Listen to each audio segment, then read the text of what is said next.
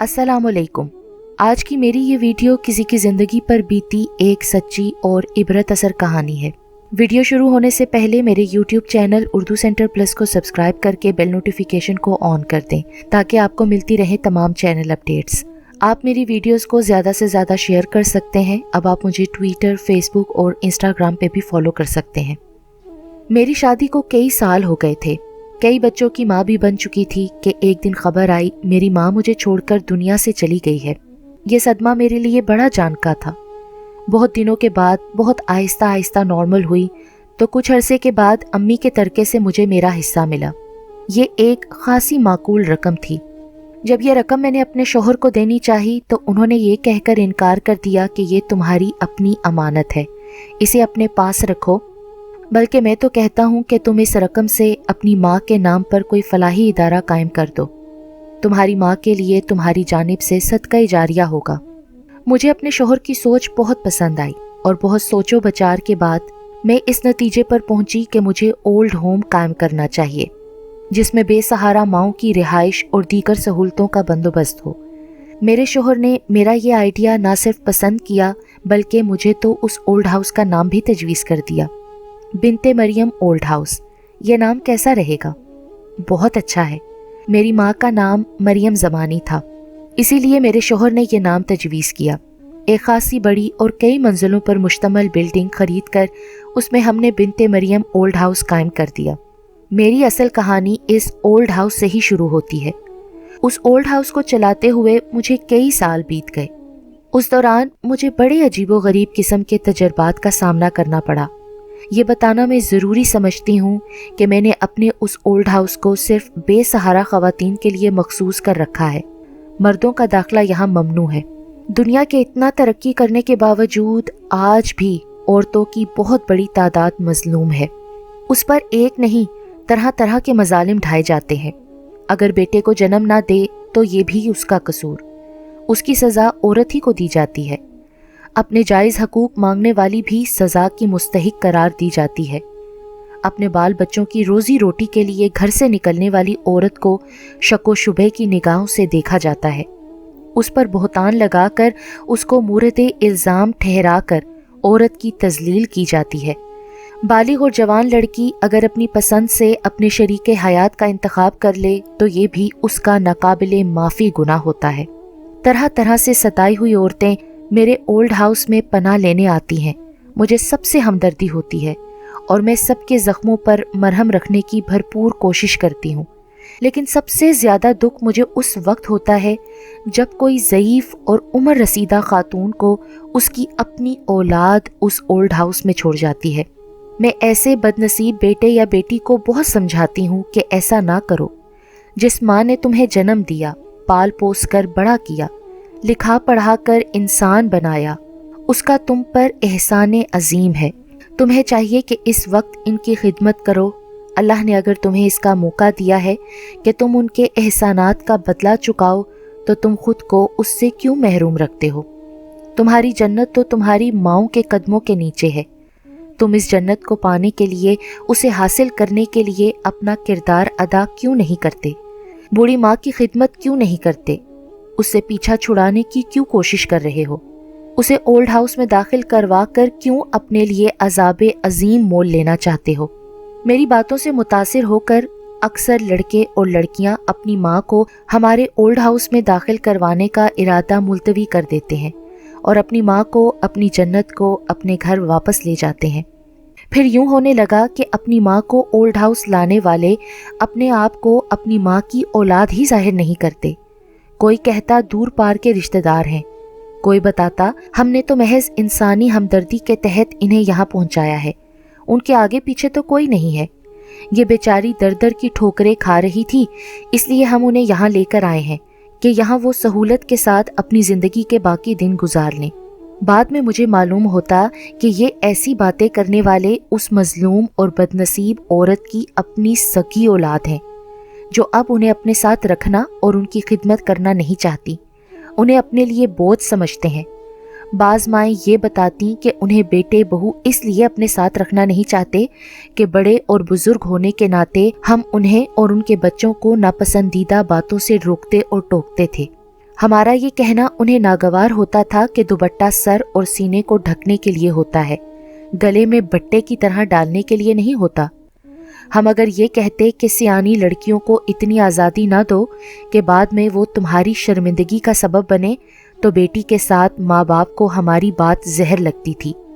बहू को जो ऊंच नीच समझाती थी, फैशन, सैरो तफरी और सहेलियों के लिए बेकार वक्त ज़ाया करने की बजाय घर बार और बाल बच्चों के लिए एक अच्छी बीवी और अच्छी माँ का किरदार अदा करने की हदायत करती, तो बहू बेगम हमें अपनी आज़ादी के रास्ते में रोड़ा तस्वुर करती।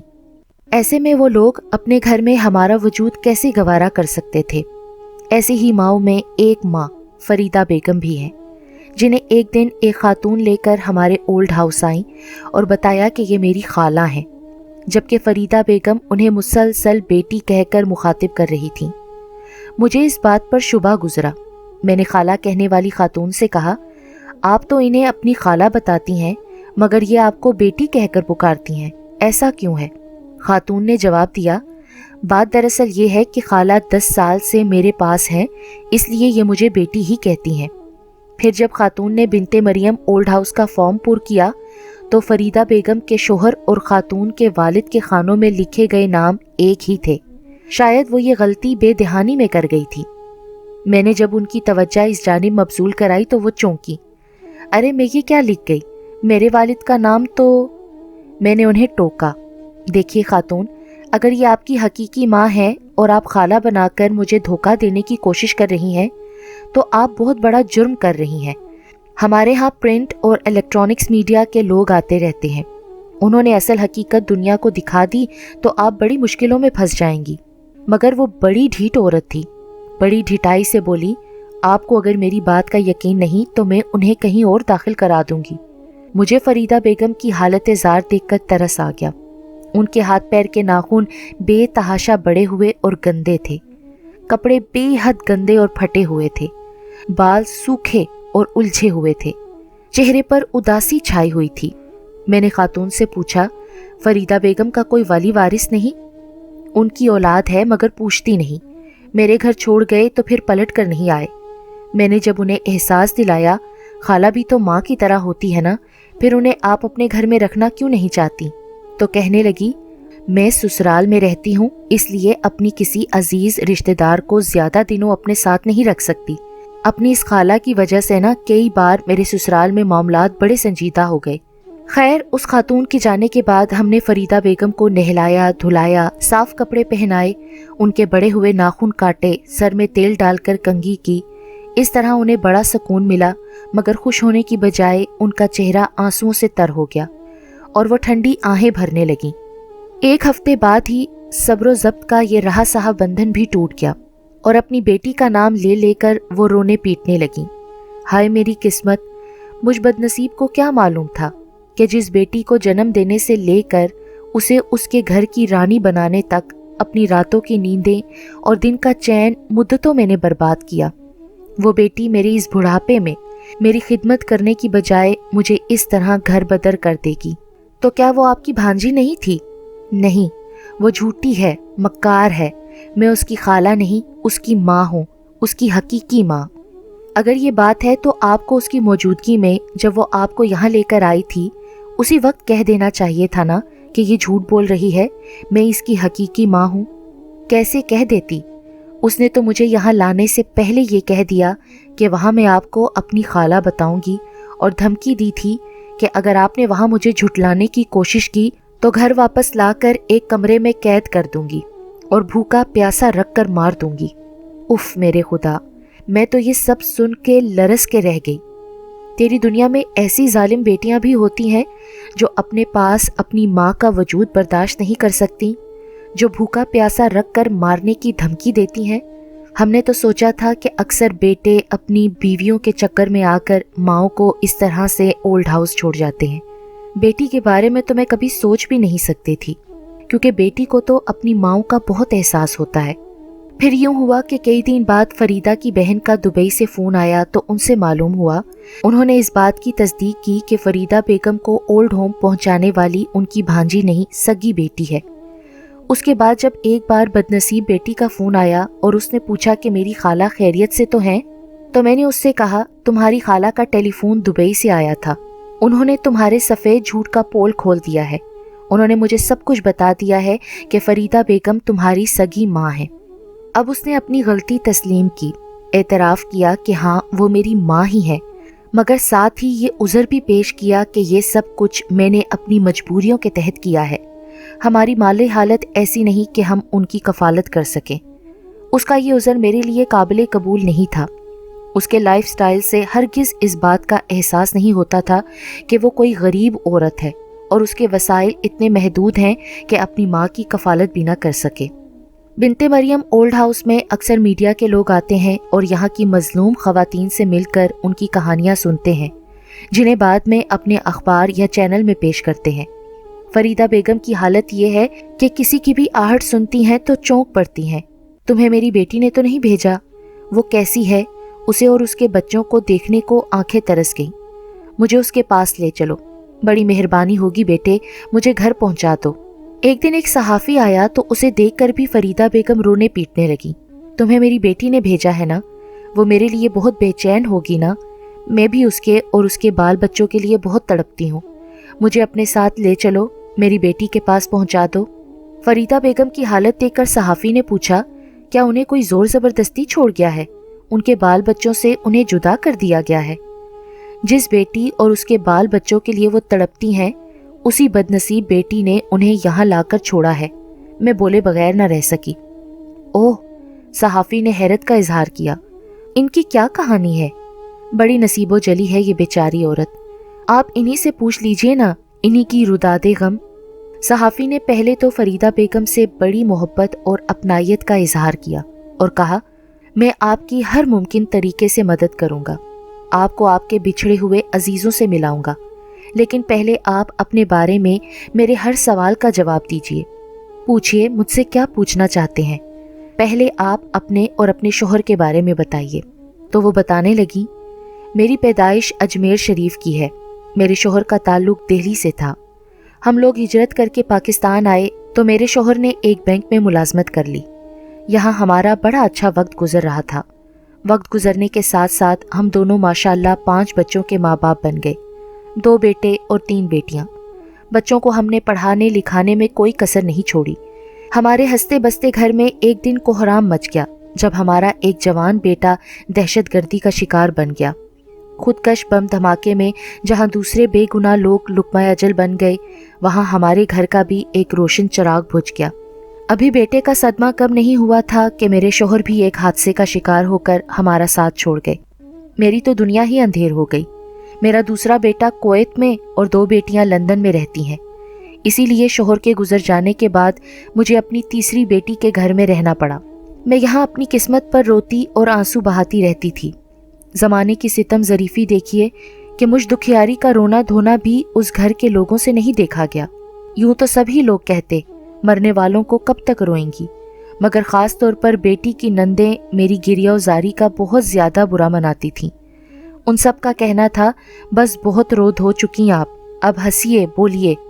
مگر جس کا جوان بیٹا مر جائے، جس کا سہاگ اجڑ جائے، وہ بھلا کیسے ہنسے بولے؟ بجائے اس کے کہ کوئی میری دلجوئی کرتا، سب اپنی اپنی دھن میں مگن رہتے۔ بیٹی اپنی ملازمت میں مصروف رہتی، اس کی نندیں اور میری نواسیاں کالج اور یونیورسٹیوں میں چلی جاتی، میں اکیلے گھر میں اپنی قسمت پر آنسو بہاتی رہتی۔ اچھا آنٹی، تو یہ بتائیے کہ آپ کو یہاں پہنچانے کا پروگرام آپ کے اپنوں نے کیسے بنایا؟ ایک دن بیٹی نے کہا امی ہم آپ کو ایک ایسی جگہ لے جاتے ہیں جہاں آپ کا ماحول تبدیل ہو جائے گا، آپ کی طبیعت بہل جائے گی، وہاں آپ کا خیال رکھا جائے گا، وہاں آپ ہنسیں گی بولیں گی، آپ کا دل غموں کے بوجھ سے ہلکا ہو جائے گا۔ مجھے اس کی باتیں سن کر اس بات کی خوشی ہوئی کہ میری بیٹی کو میرے دکھوں کا احساس تو ہے، وہ مجھے غم و الم کے اندھیرے سے نکالنا چاہتی ہے، اس لیے کسی اچھی جگہ مجھے لے جانا چاہتی ہے۔ تو آپ کو یہاں آنے تک اس بات کا علم نہیں تھا کہ آپ کی بیٹی آپ کو اولڈ ہاؤس میں لانے والی ہے؟ بچے نہ صرف علم نہیں تھا بلکہ اس نے مجھ سے یہ بھی کہا تھا کہ وہاں میں آپ کو اپنی خالہ بتاؤں گی۔ تو یہ سننے کے بعد بھی آپ کو کوئی شک و شبہ نہ ہوا؟ اس کے بعد تو نہیں، البتہ جب راستے میں اس نے مجھے کہا اگر آپ نے میری کسی بات کی تردید کی یا جھٹلانے کی کوشش کی تو گھر واپس آ کر میں آپ کو بھوکا پیاسا رکھ کر مار دوں گی۔ تب مجھے احساس ہوا کہ میری بیٹی مجھے کوڑا کچرا سمجھ کر کہیں پھینکنے جا رہی ہے۔ مجھے یہ بتائیے، جس بیٹی نے آپ کو اپنے گھر سے اس طرح نکال باہر کیا، اس کے گھر، اس کے آس پاس جانے کے لیے آپ کیوں تڑپتی ہیں؟ کیا کروں، میری مجبوری یہ ہے کہ میں ماں ہوں، اس لیے بیٹی کے بدترین سلوک کے باوجود اس کے لیے دل تڑپتا ہے، اس کے بچوں سے ملنے، ان سے باتیں کرنے کو جی چاہتا ہے۔ اپنی بیٹی کو تو میں نے پالا پوسا بڑا کیا، لیکن اس کے بچے بھی تو میرے ہاتھوں میں پلے بڑھے، ان سے باتیں کر کے بہت سکون ملتا ہے۔ اس کے چھوٹے بچے جو ابھی دنیا داری سے واقف نہیں، میرے پاس آ کر بڑی معصومیت سے کہتے تھے، نانو کیوں رو رہی ہیں، بھوک لگی ہے یا چیز کھانے کو دل چاہ رہا ہے؟ نہیں بیٹا، نہ بھوک لگی ہے نہ کوئی چیز کھانے کو دل چاہ رہا ہے۔ میں اسے گود میں لے کر پیار کرتی تو وہ اپنے ننھے ننھے ہاتھوں سے میرے آنسو پونچھ کر کہتے، تو پھر کسی نے آپ کو ڈانٹا ہوگا، ماما نے تو نہیں؟ آپ کا ایک بیٹا کویت میں ہے، آپ اس کے پاس کیوں نہیں چلی جاتی؟ بیٹوں پر تو ماں باپ کی زیادہ ذمہ داری ہوتی ہے۔ ماں باپ جب بوڑھے ہو جاتے ہیں تو بہت سی باتیں ان کے اپنے اختیار میں نہیں ہوتی۔ بچے بڑے ہو کر اپنے آپ کو ماں باپ سے بھی بڑے سمجھنے لگتے ہیں، ان کی مرضی کے بغیر کوئی قدم نہیں اٹھا سکتے۔ میرے شوہر کے مرنے کے بعد جب میرا مسئلہ سامنے آیا کہ اب میں کس کے پاس رہوں گی، تو بیٹے بہو نے یہ کہہ کر اپنے آپ کو بری و ذمہ قرار دے دیا کہ کویت بڑی مہنگی جگہ ہے، ہمارے اپارٹمنٹ میں ہماری اپنی رہائش ہی بڑی مشکل سے ہوتی ہے، امی کو ہم اپنے ساتھ لے جائیں تو رکھیں گے کہاں؟ لندن والی بیٹیوں نے بھی کچھ اسی قسم کی عذرداریاں پیش کیں اور یہ بھی کہا، وہاں سے آنے جانے کے اخراجات بھی بہت زیادہ ہیں، یہ کوئی ایسی بات تو نہیں کہ ہم ماں کو کراچی سے لاہور یا کسی اور شہر میں لے کر جا رہے ہیں، پاکستان سے لندن لے کر جانا کوئی آسان کام نہیں ہے، اسی لیے بہتر یہ ہے کہ وہ پاکستان میں ہی رہیں۔ اچھا، تو ان سب کے انکار کے بعد آپ کو اس بیٹی کے پاس رہنا پڑا، اس نے کوئی عذر پیش تو نہیں کیا تھا اس وقت؟ کیا تھا، اس نے بھی عذر پیش کیا تھا۔ اس نے کہا تھا، میں تو سسرال میں رہتی ہوں، میرے پاس امی 2-4 دن تو مہمان بن کر رہ سکتی ہیں، پر ان کی مستقل رہائش میرے سسرالیوں کو پسند نہیں ہوگی۔ اس کی اس بات پر میرے بیٹے اور دونوں بیٹیوں نے کہا، اگر ہم لوگ ہر ماہ امی کے اخراجات کے لیے کچھ پیسے بھیج دیا کریں تب تو انہیں کوئی اعتراض نہیں ہوگا نا؟ تو تب وہ رضامند ہو گئی۔ اتنے دنوں جو اس نے اپنے پاس رکھا یوں ہی نہیں رکھا، وہ میرے اخراجات باقاعدہ اپنے دوسرے بہن بھائیوں سے لیتی رہی۔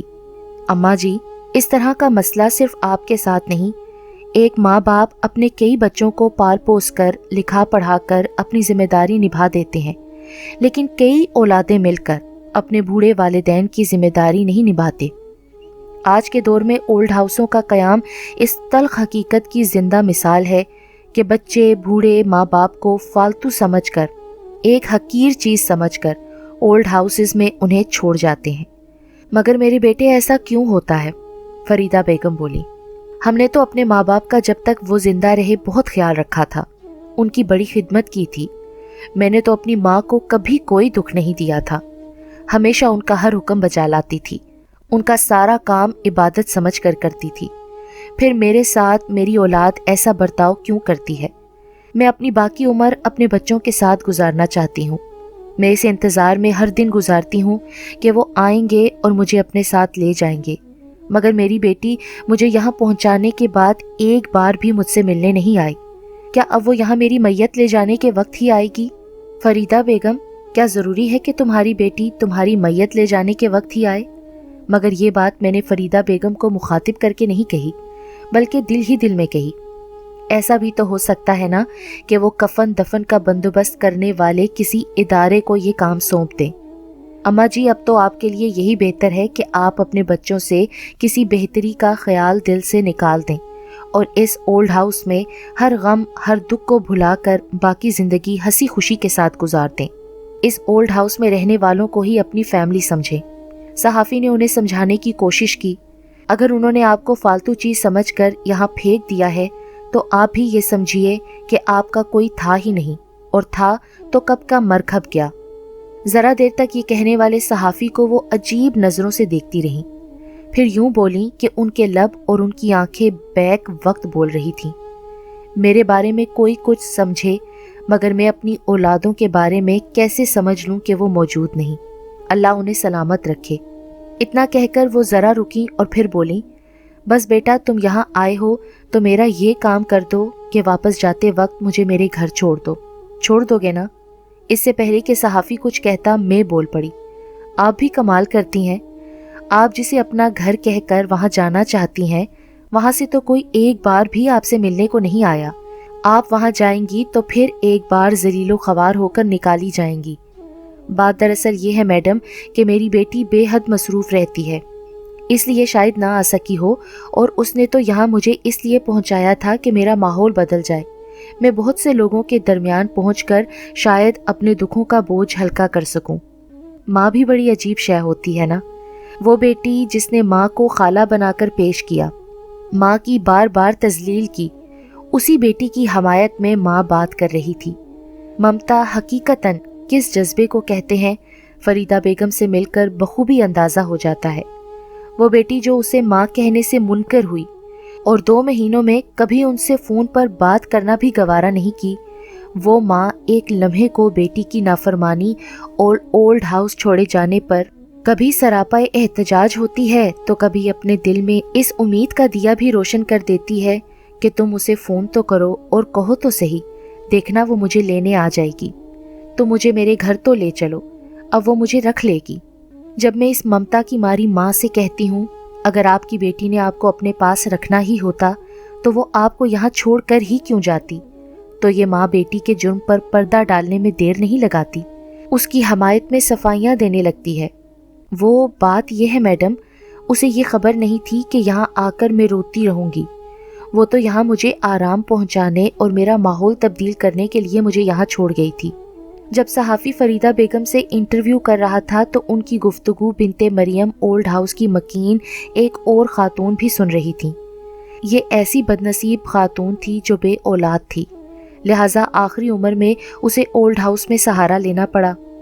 اس اولڈ ہاؤس میں ایسی اور بھی لاوارث خواتین موجود ہیں۔ یہ خاتون دونوں کی باتیں سننے کے دوران میں ایک بار بے سختہ کہہ کر اٹھی، اگر اولاد ایسی ہی ہوتی ہے تو ہم بے اولاد ہی اچھے تھے، شاید یہی مصلحت تھی جس کے تحت مجھے اللہ نے بے اولاد رکھا۔ صحافی نے جب یہ دیکھا کہ فریدہ بیگم تو ضد پر ہیں کہ وہ انہیں ان کے گھر پہنچا دے تو اس غریب نے بے بسی کے ساتھ مجھے دیکھا۔ میں نے کہا آئیے میں آپ کو ایک اور ماں سے ملواتی ہوں۔ یہ کہتے ہوئے میں اسے اپنے ساتھ لے کر ایک دوسرے کمرے میں پہنچی۔ وہاں موجود ایک ضعیف خاتون سے ملاتے ہوئے میں نے کہا، یہ 7 بچوں کی ماں ہے، سب بیرون ملک مقیم ہیں سوائے ایک بیٹے کے، یہ بیٹا معذور ہے اور کسی مزار پر رہتا ہے۔ ان کے سب بچوں کے حصے میں ان کی جائیداد کے معقول حصے آئے، جبکہ معذور بیٹے کے حصے میں صرف ماں آئی۔